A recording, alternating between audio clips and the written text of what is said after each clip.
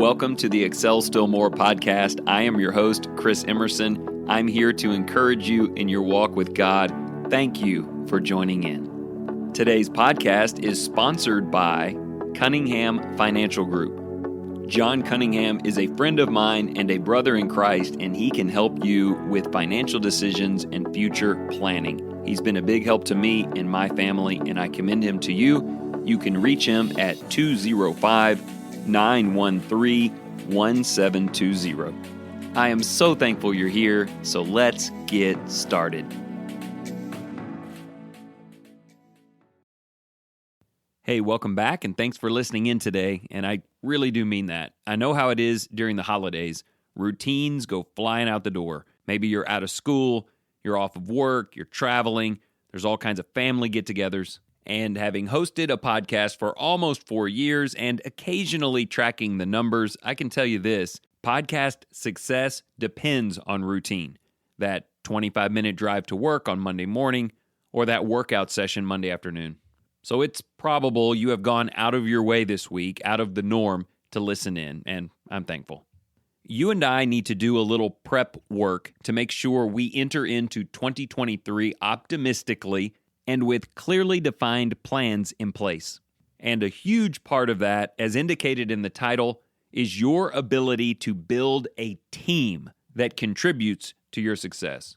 There are some new ideas I researched this week connected with a familiar name in our podcast history, Simon Sinek, and I want to share that with you today. But there are a couple of old school things I want to do first. In preparing to share some new concepts, there were two old ESM episodes that came to mind, though these are actually two ideas I still think about quite often. They are concepts that I continue to teach and use, so it's really my pleasure to take you back to those ideas today, and hopefully you will clearly see how they contribute to the team concept we want to be using next year. Okay, way back, February 11th, 2019, episode 7 in this series was titled Your Inner Circle. I remember at the time it being a little bit controversial. I had preached a sermon the week before and then released the episode, and effectively I was saying that every person in your life is within one of two circles. There is this inner circle and then, like the target sign, a circle outside of it. And whether it's a family member or friend, acquaintance, co-worker, brother or sister in Christ, they need to be placed in one of those two circles. I remember someone saying there shouldn't be any circles, that you shouldn't make distinctions like that. And then someone else said maybe there should be 3 or 4 circles. I mean, where do you put your enemies in all of it? But look, the relevance of that today is making sure that you are choosing inner circle people in building out the kind of teams that can help you accomplish your goals. If you're interested in a lot more information on that, you can scroll all the way back to February of 2019 and check it out. But here's the brief summary. My outer circle has a lot of people in it. You might say, Chris, where are your adversaries, the people who don't believe in you at all? Well, they're in the outer circle, at the outer band of it. But you know, there are also people out there I would call friends. There are people in my family. There are people that I go to church with. There are people in there that admittedly I don't know very well, and there are people in there that admittedly I know quite well. For whatever reason, sometimes more obvious, sometimes less, there's just not a lot of trust equity between us. Maybe it's someone I don't feel comfortable being honest with, or maybe someone who I don't believe is genuinely interested, at least not yet, in helping me become a better person. Some of the people in that circle, in yours and in mine, are just people that don't see things the same way that we do. Or maybe we see things the same, we just have drastically different personalities and have a very difficult time working together. There are tons of people in the outer circle that I just don't know enough about yet, or haven't connected with them in the kind of way to find out the kind of good we can do together. In other words, there's nothing wrong with putting someone in the outer circle. Because I'll tell you this, with the great God of heaven listening and measuring every word that I say, I love everyone in that circle. I pray for them. I am not embittered against them. I want for the very best things in Christ to happen for them. And I hope and pray that I would go out of my way to help any one of them. So it's not an insult to say that you keep some distance between yourself and someone else. But it's also distinctly different from the inner circle. I want you to spend some time this week thinking about who is in your inner circle. These are people that you trust, someone you can confide in, someone who will rejoice at your successes and weep in your trials. It's someone who loves you, who genuinely cares for you, who will go out of their way for your benefit. You don't have to see everything the same way as someone else in your inner circle, but you must believe the best in each other and be willing to go to bat for them in defense of their character, as you know they would for you. It's interesting, my inner circle consists of very obvious names, like the person I've been married to for 25 years, or my best friend since the age of 13. But there are also a few names in that circle who I've probably not conversed with more than 10 hours or so our entire lives. There are some men in that circle that I've never actually seen in person, only interacted with through technology. I can't explain who's in and who's out, but I know the difference. These are people I can call, and they will answer. And pretty much no matter what I say, or ask, or propose on the other end of the phone, we will work forward together from there. I want you to spend some time determining who those people are, because the truth is, you are going to need them. So often, our best laid plans falter because we try to do them on our own. We set up routines or try new things, and we run out of energy and fall down, and there's no one there to pick us up. Sometimes it's more like this. You're just doing it wrong. You're making a mistake, and you don't have anyone in your life who can tell that to you and there be a good result. Or that you can confide in. You can say, look, I've messed this whole thing up. And they start the process of picking you back up without even remotely considering that a permanent mark on your record. So I want to come back to that in the last portion of today's episode, how you're going to build and utilize that team. But let's step away for a moment from the communal aspect of this and just talk about the nature of goal setting in the new year. In January of 2020, I started the year with an episode titled Building Your Ladders. I had found that imagery in a book or something a few years before, and it is still the mentality that I use in planning out the calendar year. It has a very simple and proven process. Step 1, what does the next level look like? I don't know what it is. Maybe you want a better marriage. Maybe you want a better body. Maybe you want better finances. Maybe you want to be a better worker in the kingdom. Visualize what better looks like. I've said it 100 times. Everybody wants to get better. Very few people can define what that looks like. You need to see yourself standing on a platform saying, this is where I am now. And you need to look above and in front of you and see the next platform and say, that's where I want to be. Logistically speaking, all you really need to do is build a ladder and climb it, and you'll be at the next level before you know it. So I like to think of building a ladder to the next level in increments consistent with a calendar year. So this is how it basically works. You lay 2 long wooden beams up against the next level. If you can build 12 identical rungs and place them in between those 2 beams, you can easily climb those rungs and stand on the new level.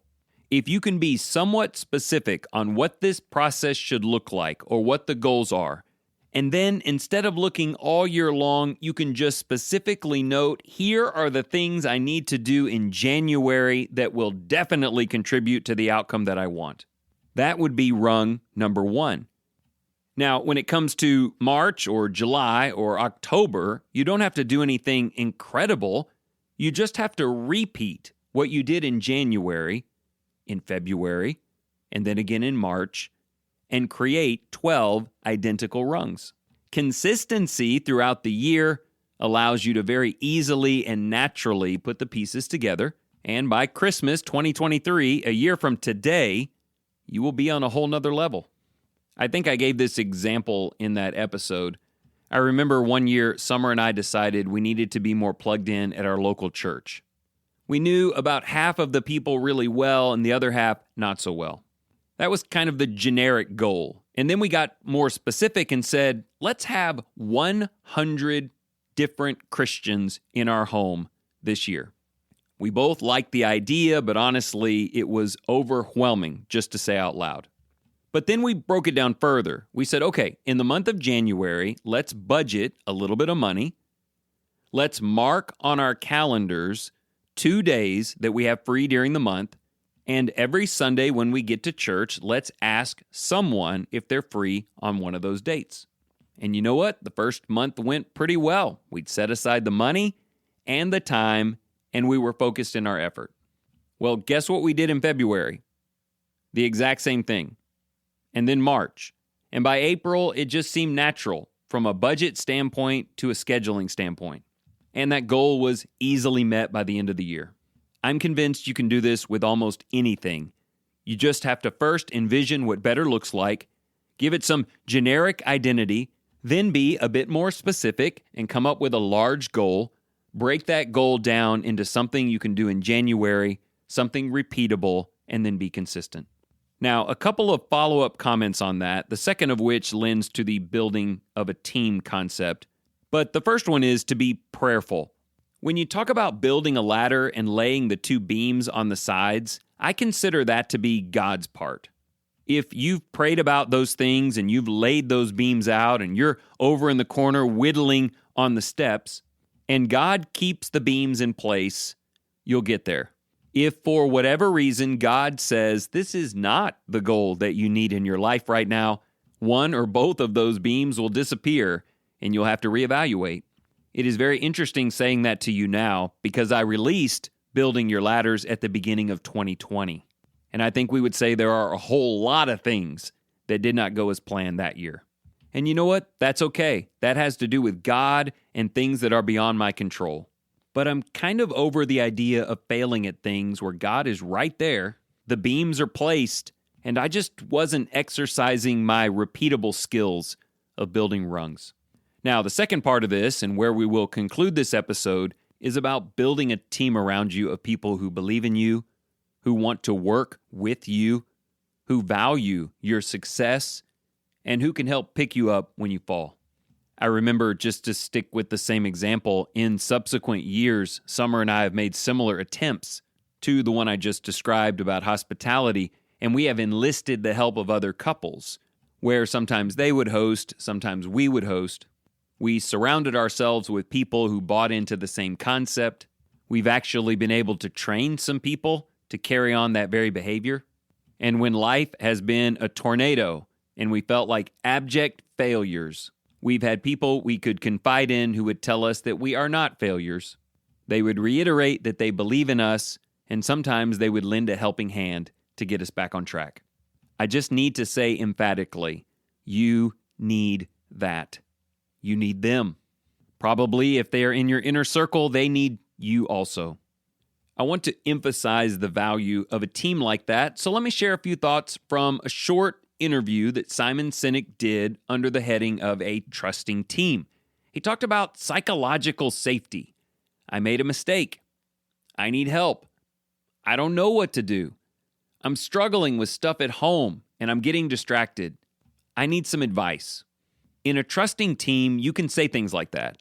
There's no fear of humiliation or retribution, gossip, or having your doubts and fears used against you. If you try to lean on or partner up with or reach the next level amongst someone who is from the outer circle, where doubts are a part of the picture, chances are you may be afraid to admit that you made a mistake, or you don't know what to do. You're living with this fear that your failure will affect how they see you, how they will always see you. And that is ridiculously unhealthy and unproductive. That's an outer circle person, not someone you want on your team. He really explored the idea of pushing boundaries, thinking big. If you do that next year, if you try to get out of your comfort zone, reach another level, take some steps, chances are you will slip and fall a lot. There's really no way around it. Innovation requires experimentation, and experimentation demands failure. And Sinek goes on to say that failure is not a good word for this, and I agree with him, because failure has different levels to it. I mean, there's a sense in which you tried something and you failed, and you need to go back and find a better way to do it. And then there's complete catastrophic failure, which we're trying to avoid. So maybe falling is a better word. But the point is this: you need people on your team, people you are sharing with, confiding in, bouncing ideas off of, enlisting as accountability partners who are not discouraged or deterred by your mistakes. In fact, they know that's the reason you've pulled them on board, to help you figure out a better way to do it, to help you believe in yourself that you can do it, and to address you the way that God does.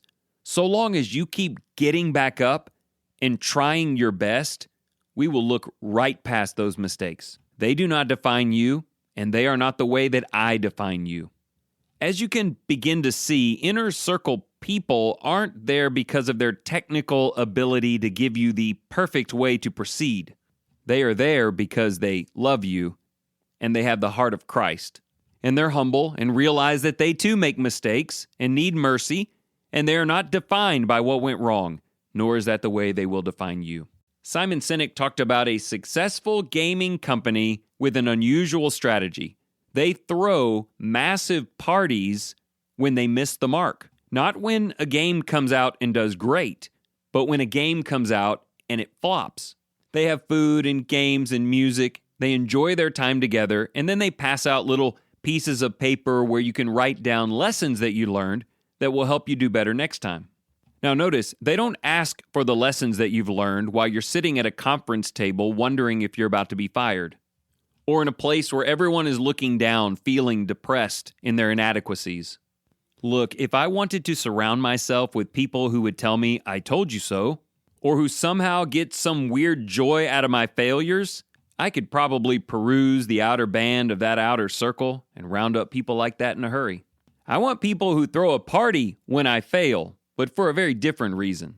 Because they want to lift my spirits. They want me to understand I'm not defined by such things. Let's create a positive environment and learn some lessons. Sinek said companies like that try again very easily. They are super innovative because they know that falling is part of the game. It's just one more opportunity for us to get our heads together and figure out a better way to do it. And I think you will probably need that in 2023. There will be something about your plan or the way you're building those rungs, or perhaps the way God moves the rails to another location, where the truth of it hits you squarely in the face. I cannot do this by myself. I may not even know the right step to take next. I need to consult my team. I need to be honest with someone. I need help. Like Solomon wrote in Ecclesiastes 4, 2 are better than one because they have a good return for their labor. For if either of them falls, the one will lift up his companion. But woe to the one who falls when there is not another to lift him up. He doesn't go on to say to learn to do it on your own. In fact, he goes on to say you might want to add some more cords to that strand, and you'll be even stronger. So listen, be specific on where you want to be a year from today. Lay it out in monthly increments. Visualize success and get excited about it. But just know that almost every successful company that's ever existed focused on getting the right people before building the right product. They had an idea of what they wanted to do. They just needed the right help to do it. So start constructing what comes next in your life, but begin by building a team.